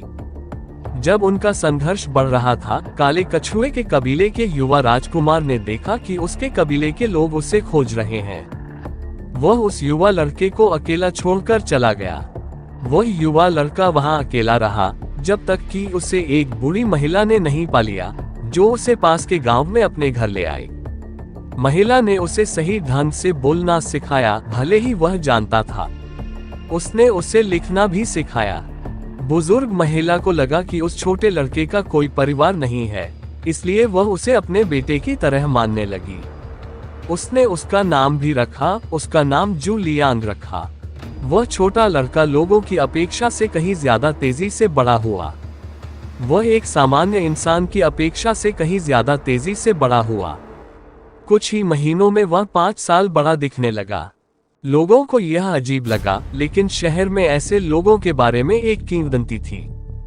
किंवदंती के अनुसार ऐसे मनुष्य थे जिनकी वृद्धि असाधारण थी। वे औसत से अधिक तेजी से बूढ़े होते थे, हालांकि वे तेजी से मरते भी थे। किंवदंती के अनुसार यह व्यक्ति में बीमारी थी। इस किंवदंती पर विश्वास करते हुए लोगों को उस युवा लड़के के विकास पर संदेह नहीं हुआ। लड़का और भी जल्दी बड़ा हो गया। अब वह 10 साल का हो चुका था। इतने कम समय में ही वह गांव का हिस्सा बन गया था। जूलियांग हाथ में पानी की एक बाल्टी लेकर छोटे से गांव में पहुंचा। हालांकि जैसे ही वह अंदर गया, उसका चेहरा पीला पड़ गया। अल्पविराम। उसने हर जगह लाशें देखी। गांव की गलियां खून से लथपथ थीं। काले कपड़े पहने लोगों का एक समूह अपने घोड़ों पर घूम रहा था और जो भी मिल रहा था उसे मार रहा था, लेकिन कोई भी नहीं बचा। दादी। जूलियन चिल्लाया और अपनी झोपड़ी की ओर दौड़ा ताकि यह सुनिश्चित कर सके कि उसकी देखभाल करने वाली बूढ़ी महिला ठीक है। बूढ़ी महिला की झोपड़ी गांव के बिल्कुल विपरीत दिशा में थी। जूलियन जब सड़कों से होते हुए अपने घर की ओर भागा तो उसे आसपास के घरों से महिलाओं की चीखें सुनाई देने लगी जो उन्हें छुड़ाने के लिए चिल्ला रही थी। बिना रुके वो युवा लड़का उस बूढ़ी महिला को देखने के लिए उसके घर की ओर दौड़ पड़ा। तारानकन तारानकन तारानकन तारानकन, वहाँ एक गांव है। ऐसा लगता है कि अब हम पता लगा सकते हैं कि हम कहाँ हैं। मुझे उम्मीद है कि हम अपने गंतव्य से बहुत दूर नहीं हैं, दक्ष ने दूर से एक गांव को देखते हुए कहा। वह घंटों से यात्रा कर रहा था, अब जाकर उसे एक गांव की झलक मिली। उसका हाथ अभी भी जू के इर्द गिर्द लिपटा हुआ था, हालांकि यह उसके पेट पर नहीं था। उसका हाथ ऊपर की ओर खिसक कर उसके मुलायम पर आ गया था। जून का चेहरा लाल हो गया था, लेकिन उसने इसका विरोध नहीं किया। उसे दक्ष का स्पर्श अच्छा लग रहा था। जब वह गांव के पास पहुंचा तो उसने दबाना बंद कर दिया और अपने हाथ उसकी छाती से हटा लिए। जैसे ही वे गांव के प्रवेश द्वार के पास पहुंचे, ओरियन की गति भी धीमी हो गई। मुझे खून की गंध आ रही है, कुछ ठीक नहीं है, दक्ष ने प्रवेश द्वार पर पहुंचते ही बड़बड़ाया। जैसे ही ओरियन उनके साथ गांव में दाखिल हुआ, दक्ष को हर जगह लाशें दिखाई देने लगी। उसे महिलाओं की चीखें भी सुनाई देने लगी। लगता है कि डाकू गांव पर हमला कर रहे हैं। खैर, मैं अपने जवाब प्राप्त करते हुए कुछ स्लॉटर और एकत्र कर सकता हूँ। एक तीर में दो निशाने, दक्ष ने हंसते हुए कहा। ओरियन, मेरी पत्नी की रक्षा करो, ठीक है? मैं तुम्हारे आगे रहूंगा, उसने ओरियन से कूदते हुए कहा। उसने अपनी राजा की तलवार प्राचीन अंगूठी से बाहर निकाली। उसने अपनी तलवार की ओर देखा और एक बार फिर से अपनी जानी पहचानी पकड़ महसूस की और बुदबुदाया, पुराने दोस्त, तुम्हें फिर से पकड़कर अच्छा लग रहा है। वह तलवार हाथ में लेकर गांव में आगे बढ़ा।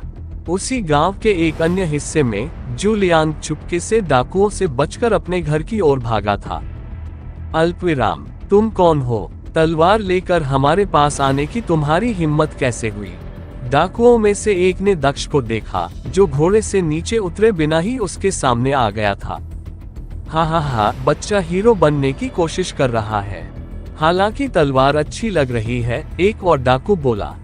तलवार, ये वाकई बहुत अच्छी है, चाहिए? ये लो, दक्ष ने जवाब दिया और उसने अपनी तलवार उस डाकू की ओर फेंकी जिसने बात की थी।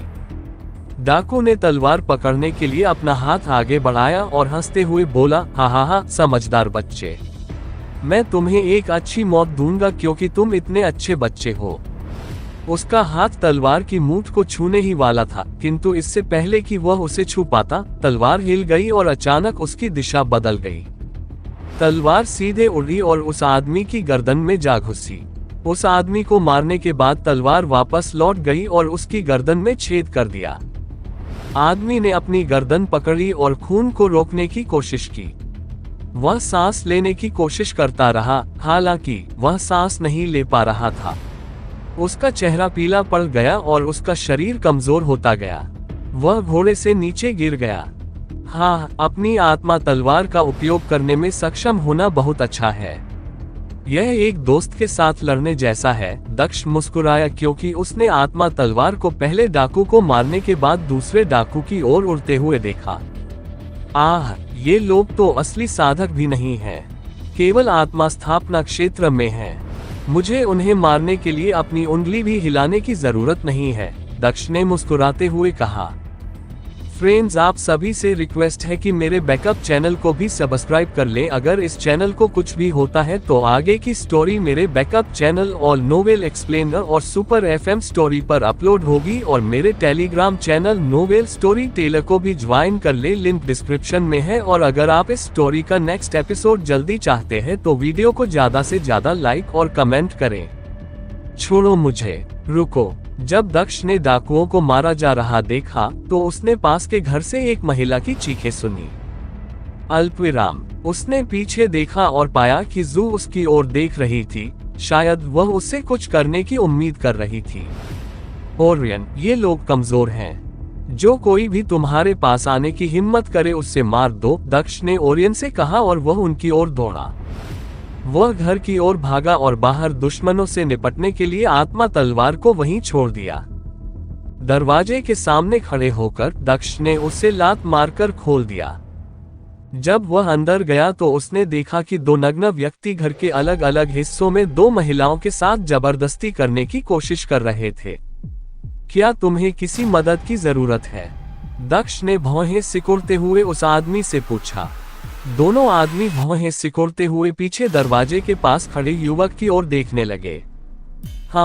तुम कौन हो? तुम्हारी हिम्मत कैसे हुई अंदर आने की? मैं भी उसी रास्ते से आया हूँ जिस रास्ते से तुम जाओगे, दक्ष ने एक आदमी के सामने टेलीपोर्ट होते हुए कहा। उसने उस आदमी की गर्दन पकड़ी और उसे बाहर फेंक दिया। वह आदमी दरवाजे से बाहर निकल गया जहां पहले से ही आत्मा की तलवार उसका इंतजार कर रही थी। वह अभी भी हवा में था जब उसकी गर्दन तलवार की तेज धार से टकराए। उसका शरीर दो भागों में बंटकर जमीन पर गिर पड़ा। दूसरा व्यक्ति भी शीघ्र ही उड़ गया और उसका भी यही हश्र हुआ। मुश्किल से कपड़े पहने महिला की ओर देखे बिना दक्ष झोपड़ी से बाहर निकल गया। अल्पविराम। जैसे ही वह बाहर निकला उसने देखा कि यहाँ मौजूद सभी डाकू मर चुके थे। ये काम मैंने जितना सोचा था उससे भी जल्दी पूरा हो गया। काश ये थोड़ा और चुनौतीपूर्ण होता, दक्ष ने बुदबुदाया। ओरियन, इधर आओ, चलो आगे बढ़ते हैं। महिलाएं बात करने की हालत में नहीं हैं। हमें अपने जवाब के लिए किसी और को ढूंढना होगा, उसने कहा। जू ने ओरियन से नीचे उतरने की कोशिश की लेकिन दक्ष ने उसे रोक दिया। नहीं, तुम वहीं बैठी रहो। उसने अपना हाथ जू की पीठ पर रखा और ओरियन के पास गांव में अंदर चला गया। तारानकन तारानकन तारानकन तारानकन। जू लियांग अपने घर के पास पहुंचा तो उसने देखा कि एक बूढ़ी औरत एक डाकू के पैरों के पास लेटी हुई थी। डाकू की तलवार उसके बगल में टिकी हुई थी, उसे एक पल में काटने के लिए तैयार।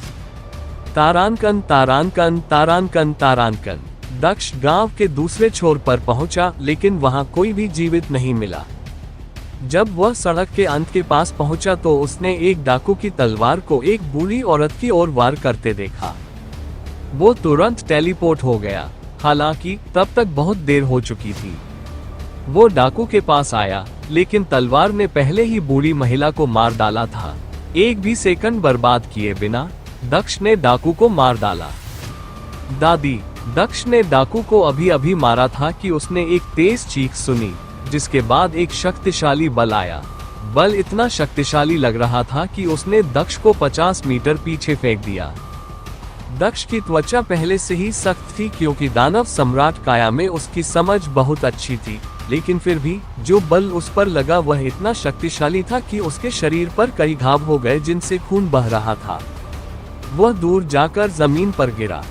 बल सिर्फ दक्ष की ओर ही नहीं बढ़ा, यह ओरियन और जू की ओर भी बढ़ा। उन दोनों का भी यही हश्र हुआ और वे पीछे की ओर फेंके गए। हालांकि जू दक्ष से बहुत कमजोर थी। उसे सबसे ज्यादा तकलीफ हुई क्योंकि उसका सिर जमीन से टकराया और खून बहने लगा। वह तुरंत बेहोश हो गई। तारानकन तारानकन तारानकन तारानकन। जू लियांग उस बूढ़ी महिला की ओर दौड़ा जिसने उसकी इतनी मदद की थी, लेकिन इससे पहले कि वह उसके पास पहुंच पाता उसने डाकू को उसका सिर काटते हुए देखा। डाकू के पीछे एक अजीब आदमी भी दिखाई दिया और उसे मार डाला, लेकिन जू लियांग को इसकी परवाह नहीं थी।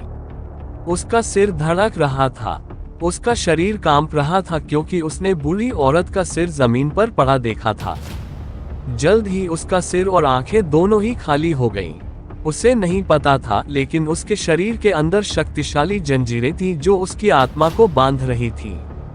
संयोग से उसकी आत्मा को बांधने वाली 120 जंजीरें थीं। हालांकि जब वह प्राचीन कालकोठरी से मुक्त हुआ तो दक्ष के खून की वजह से उनमें से एक जंजीर टूट गई, जिससे केवल 119 जंजीरें बची। उसकी शक्तियों को रोकने के लिए उसकी आत्मा के चारों ओर जंजीरें बांधी गई थीं। हालांकि जब पहली जंजीर दक्ष के खून के कारण टूट गई तो प्रभाव का बल इतना शक्तिशाली था कि भूत मंदिर मास्टर भी बेहोश हो गया। प्राचीन कालकोठरी से बाहर आने के बाद लड़के को फिर से उस तरह की शक्ति का एहसास नहीं हुआ। ऐसा लग रहा था कि यह एक बार की बात है जिसे लड़का पहले ही भूल चुका है। बूढ़ी औरत को मरते हुए देखने का मौजूदा आघात उसे अपना अतीत या अपनी शक्तियों को याद दिलाने के लिए पर्याप्त नहीं था, लेकिन उसकी आत्मा को बेचैन करने के लिए पर्याप्त था। उसकी आत्मा इतनी बेचैन थी कि वह दूसरी सबसे कमजोर जंजीर को भी तोड़ने में कामयाब रही, जिससे उसकी आत्मा के चारों ओर केवल 118 जंजीरें ही बची। जैसे ही दूसरी जंजीर टूटी, लड़के पर से एक और प्रतिबंध हट गया। उसकी नीली आंखें पीली होकर सुनहरी हो गईं। उसके शरीर से एक शक्तिशाली ऊर्जा तरंग निकली जो हर जगह फैल गई। तारांकन तारांकन तारांकन तारांकन। ये चोट लगी है, दक्ष ने खड़े होकर अपना सिर रगड़ते हुए कहा। अल्पविराम। उसने ओरियन और जू की तरफ देखा तो पाया कि उनकी हालत और भी खराब थी। ओरियन की हालत अभी भी बेहतर थी, लेकिन जू हिल भी नहीं रही थी। जू, दक्ष ने गरजते हुए कहा और तुरंत जू के पास टेलीपोर्ट हो गया, किसी भी चीज की परवाह किए बिना। उसने अपना हाथ उसकी नाक के पास रखा। वह सांस ले रही है, शायद बेहोश ही होगी, उसने राहत की सांस लेते हुए कहा। अपनी प्राचीन अंगूठी से एक जीवन चिकित्सा की गोली निकालकर उसने उसके मुंह में डाल दी। उसने उसे अपनी बाहों में उठाया और ओरियन के पास गया। ओरियन, क्या तुम ठीक हो?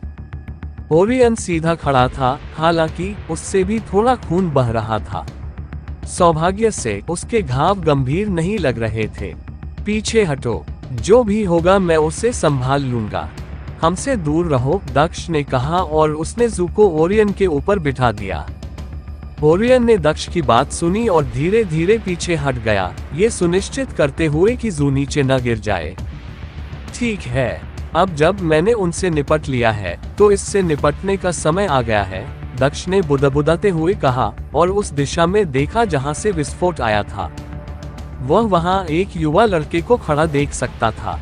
लड़के के बाल काले थे और उसकी आंखें सुनहरी थी जो धधकते सूरज की तरह लग रही थी।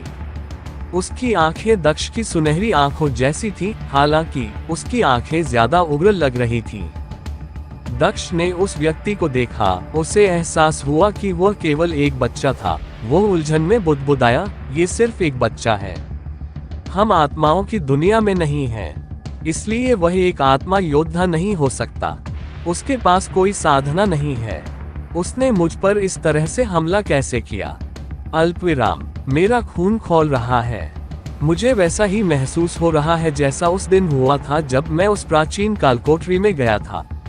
अब मुझे ऐसा क्यों महसूस हो रहा है? वह बच्चा कौन है? उसने दुख यदि आप हमारे वीडियो को सोशल मीडिया पर उपयोग करना चाहते हैं तो आप इसका उपयोग कर सकते हैं, हमें कोई समस्या नहीं है। हमारे नोबल ऑफ किंग चैनल को सब्सक्राइब करें और लाइक करें, शेयर करें। ताते हुए कहा, बच्चे, उससे दूर रहो। अचानक जून उसके पास आकर बोली, क्या आप जानते हैं कि वह कौन है? दक्ष ने पूछा।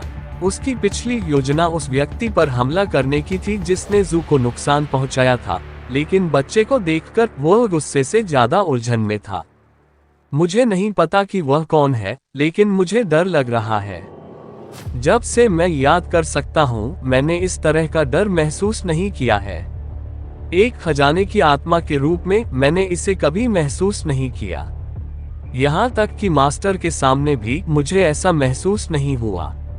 ये बच्चा, मुझे नहीं पता कि वह कौन है या क्या है, लेकिन वह ऐसा व्यक्ति नहीं है जिसके साथ हमें खुद को शामिल करना चाहिए, जुन ने पूरी गंभीरता से कहा। उसने हमले से पहले दादी को आवाज लगाई थी। हो सकता है कि मरने वाली बूढ़ी महिला उसकी दादी हो। अगर यह सच है तो उसे गांव का ही होना चाहिए। शहर के नष्ट हो जाने के बाद वह अनाथ हो सकता है। अगर मैं उसे अपने पक्ष में कर लूं तो उसके जैसा मजबूत व्यक्ति भविष्य में बहुत मददगार हो सकता है, दक्ष ने जवाब दिया। उसके चेहरे पर एक विचारशील भाव दिखाई दिया। लेकिन कोई परंतु नहीं। तुमने कहा था कि मुझे उसे दुश्मन नहीं बनाना चाहिए, लेकिन मैं ऐसा नहीं करने जा रहा। वह एक ग्रामीण है, उसे सहयोगी बनाने में कोई बुराई नहीं होनी चाहिए, दक्ष ने छोटे लड़के की ओर चलते हुए कहा। तारांकन तारांकन तारांकन तारांकन। बूढ़ी औरत को मरते देखने के बाद शू लियांग को नहीं पता था कि वह कहाँ है। ऐसा लग रहा था जैसे वह दर्द के सागर में फंस गया हो, धीरे धीरे डूब रहा हो। आप पीड़ित होंगे, तुमने संतुलन तोड़ दिया, तुम कभी भी स्वतंत्र नहीं होगे। अल्पविराम। एक के बाद एक आवाजें उसके सिर में गूंजती रहीं। वह कुछ भी नहीं देख पा रहा था, चारों ओर धुंध छाई हुई थी। उसे समझ नहीं आ रहा था कि वह जमीन पर है, हवा में है या फिर नर्क में। वो अपनी आंखों के सामने केवल वृद्ध महिला का शव ही देख पा रहा था। क्यों? वो क्यों मर गई? उन्होंने उसे क्यों मारा? लोगों को क्यों मरना पड़ता है? क्यों? उसे चीखने का मन हुआ, लेकिन उसके मुंह से कोई शब्द नहीं निकल रहा था। क्या यही तुम चाहते नहीं थे? तुमने ही ये खामियां पैदा की हैं। ये तुम्हारी गलतियां हैं, तुम ही जिम्मेदार हो। एक प्राचीन ध्वनि उसके सिर में गूंज उठी। युवा लड़के ने अपनी बाईं ओर देखा, जहां से उसे लगा कि आवाज आ रही है। उसने एक छाया को अपनी ओर आते देखा। ये तुम्हारी गलती है, ये तुम्हारी गलती है कि वह मर गई। ये सब तुम्हारी गलती है। छाया उसकी ओर बढ़ते हुए कहती रही, तारांकन तारांकन तारांकन तारांकन। सुनो बच्चे, इसमें तुम्हारी कोई गलती नहीं है। ये वे दुष्ट लोग हैं जिन्होंने तुम्हारी दादी को मार डाला। ये सब उनकी गलती है। दक्ष उस युवा लड़के की ओर बढ़ते हुए उसे शांत करने की कोशिश करते हुए धीरे से कहता रहा, चूंकि तुम्हारा कोई परिवार नहीं बचा है, तो तुम मेरे साथ क्यों नहीं आते? मैं तुम्हारा ख्याल रखूंगा, दक्ष ने कहा और वह और करीब आ गया। तारांकन तारांकन तारांकन तारांकन। अब तुम्हारे पास कोई नहीं बचा है। वे सब तुम्हारी वजह से मर गए। मेरे साथ आओ, मैं तुम्हें उस नरक में ले चलूंगा जहां तुम रहने के लायक हो। आओ, मेरे साथ आओ, मैं तुम्हें नष्ट कर दूंगा। छाया गंभीर स्वर में बात करती रही और शू लियांग की ओर बढ़ती रही। चुप रहो, मैंने किसी को नहीं मारा, तुमने मेरी दादी को मार डाला, जू लियांग ने जमीन पर अपने पैर पटकते हुए कहा। जैसे ही एक और ऊर्जा तरंग उस युवा लड़के के शरीर से निकली, उसने छाया से टकराकर उसे पीछे की ओर फेंक दिया, जिससे जमीन पर दरारें पड़ गईं। तारांकन तारांकन तारांकन तारांकन, मुझे तुम्हारी मदद करने दो, दक्ष ने कहा और वह उस लड़के के करीब चला गया जो उसे देख रहा था। उन दोनों के बीच सिर्फ 5 मीटर की दूरी थी जब छोटा लड़का अचानक दहाड़ा, चुप रहो, मैंने किसी को नहीं मारा, तुमने मेरी दादी को मार डाला। हम क्या? दक्ष को समझ नहीं आया कि लड़का क्या बात कर रहा है। जब उसने देखा कि लड़का अपने पैरों से जमीन पर जोर से मार रहा है, जिससे जहां वह खड़ा था वहां एक गड्ढा बन गया। जमीन हिलने से हर जगह दरारें पड़ गईं। लेकिन इतना ही नहीं, लड़के से एक बार फिर ऊर्जा की लहर आई, जिसने दक्ष को फिर से पीछे की ओर धकेल दिया। दक्ष वापस उड़कर एक घर की दीवार से टकराया। हालांकि दीवार उसे रोकने के लिए पर्याप्त मजबूत नहीं थी। दक्ष के घर के अंदर गिरते ही दीवार टूट गई। खांसी खांसी, दक्ष मलबे के बीच में खड़ा होकर खांसने लगा। हाँ जुन, मुझे कहना होगा, तुम सही थे। बच्चा निश्चित रूप से एक मनोरोगी है, दक्ष ने हंसते हुए कहा। मैंने तुमसे कहा था, मैं हमेशा सही होती हूँ। चलो उसे अपने हाल पर छोड़ देते हैं, उसके मामलों में खुद को शामिल मत करो, जुन ने दक्ष से कहा, खुश थी कि वह उसकी बात सुन रहा था। तुमने मुझे अपनी बात पूरी नहीं करने दी। वह एक मनोरोगी है, लेकिन वह ताकतवर भी है। वह मेरे द्वारा देखी गई किसी भी कलाकृति से अधिक शक्तिशाली है। वह एक खजाने की तरह है जिसे मुझे अपने पास रखना चाहिए। अगर वह मेरी टीम में है तो मैं बहुत अधिक ताकतवर हो सकता हूँ। अगर मैं जो सोचता हूँ वह सही है तो शायद उसे पता नहीं है कि